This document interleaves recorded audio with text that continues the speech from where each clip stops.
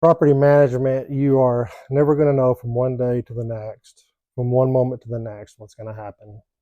And, I want to give a few examples of those in some of the videos. First one I can think about is I'd went to work for this apartment community, and we went in and picked out our apartment in advance. I go in and sign my lease. I move in that day, not thinking a whole lot about it.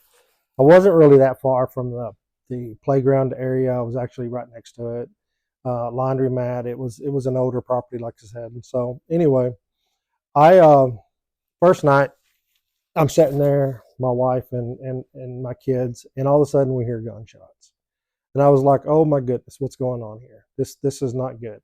And so the next day we're picking up the property, trying to get everything done. I always believe in working as a team. Everybody gets out, does the stuff as a team, so that we can get done and get other things going. And we find a gun and a downspout, and that was kind of pretty eye opening for me. Anyway, as time goes on, there was one day where I'm sitting there. This is the evening, and I started hearing all this noise, and I was like, what in the world is going on? I couldn't figure it out. And so I go to leave my apartment, and I walk outside. In the playground, there's a bunch of women and children, as you would expect. And there was probably 10 women and a bunch of kids that had literally got into a fist fight over a $2 soccer ball. And I kind of learned then and there that you never know from one minute to the next in the apartment industry what you're going to see. And that's one of the things that I really do enjoy about the apartment industry.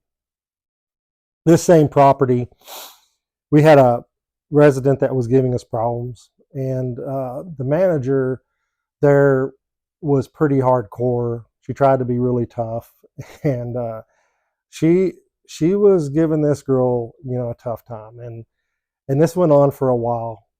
And I, as a maintenance supervisor, if I didn't feel comfortable going into apartments, I always made somebody go with me, just so that I had backup for, in case somebody said I did this or I did that.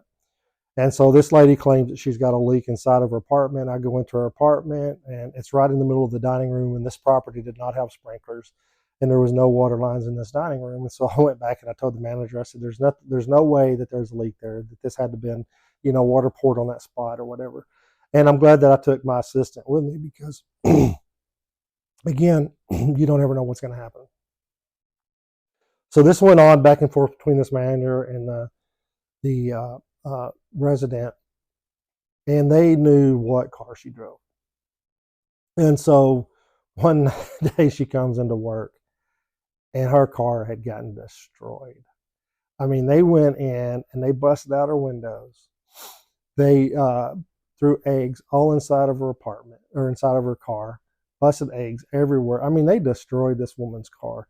And, at the end of the day, the property management company is not going to pay for the repairs to her car. I mean, that's, back in those days anyway, there was no way that was going to happen.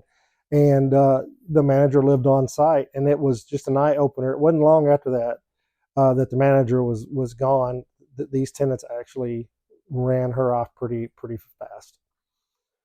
We had a area at the back of the property where we had a lot of low riders that were coming into the property, and we also had a lot of gangs stuff going on in the property. We had to repaint equipment, playground equipment, parts of the buildings, literally on a daily basis, to remove the tagging and stuff. And we decided that we were going to put speed bumps at the front of the property, and we were going to go in and install a block off one of the other entry areas to the property, which was at the back of the property.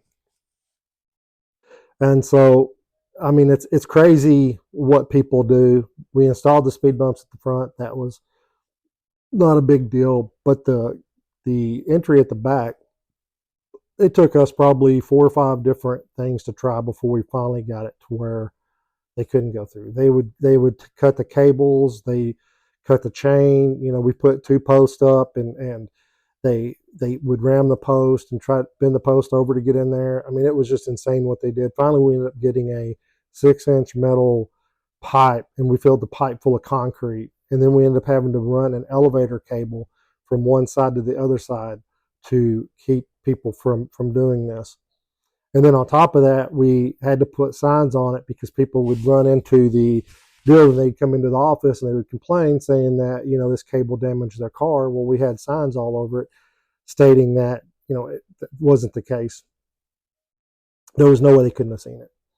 And one night I'm sitting on this property and my security guard comes up to me and he goes, "Hey man, I need you to come back here with me to the back of the property." And this is going to be for security guards, maintenance staff, managers, whatever it is. If you get into a situation like this, you got to really be careful. And so anyway, they called me up, so they wanted me to go to the back of the property. So I went to the back. I asked the maintenance guy, I said, "Why do you want me to go to the back of the property?" And he said, "Man, there's about 200 people back there, and they're getting into a gang fight." And I was like, "You're out of your mind. I'm not going to the back of this property. Hey, I go back there, and they're not going to pay no attention to anything that I have to say. I mean, I'm just, a white maintenance guy on a site. I'm not a cop or anything like that." And I said, "You don't need to go back there either because, you're a security guard. You don't even carry a weapon. And if you had a weapon, they would probably definitely take care of you real quick." But he was he was really going to go over there and try to stop fight with 200 gang members. And I was like, "No, you're not going back there. Call the cops, get the cops out here, let them handle it." If you guys are in a situation like that where, you've got some big guys or you've got something going on like that could cost you, your life or injury, you don't need to do anything with it. You just simply need to call the cops, let it take its place, because it's not worth you getting hurt or somebody losing, their life over it. So anyway, I want everybody to live the dream, and thank you.